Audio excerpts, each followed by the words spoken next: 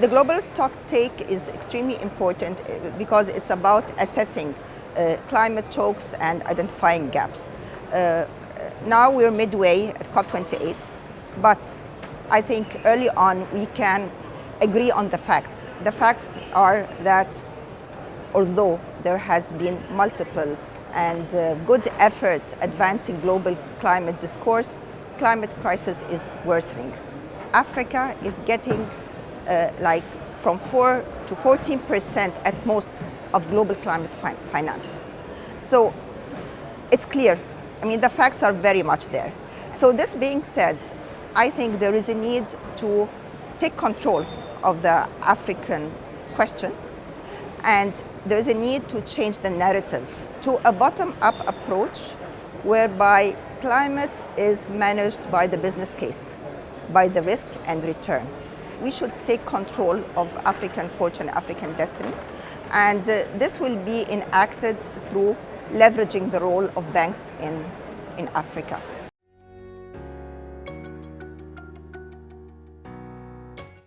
Climate change and decarbonization urge system transformation.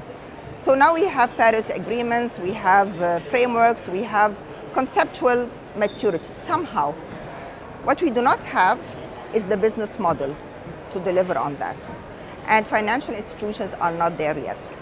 And financial institutions are the shortcut to enact the transition because we bankroll all other sectors. I experienced it firsthand at CIB with the successful issuance of the green bond.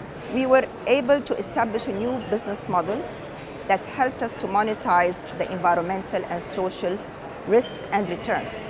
And that was a breakthrough because you could prove the business case of mitigation finance and you could prove the business case of adaptation finance. And this is just one bank.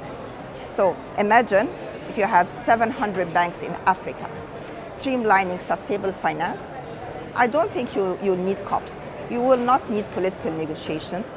It's the business case of sustainable finance and the ability to internalize the externalities that, as we speak, is not within our accounting mindset.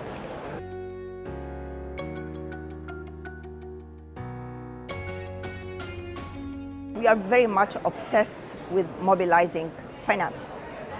It's very important, but what we should focus on is establishing our systems, establishing the infrastructure that would attract finance, whether it's global finance, whether it's local finance from Africa.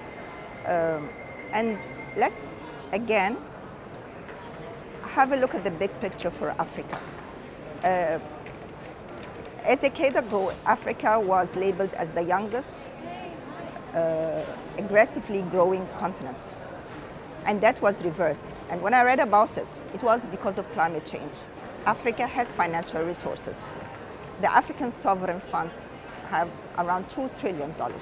So you see, we can have it all. We do have it all. But what we don't have is the infrastructure again. And I will return to the same point, the power of African banks. Once they establish the proper environmental and social risk management systems, once the foundation is there, the bankable projects will be a natural byproduct.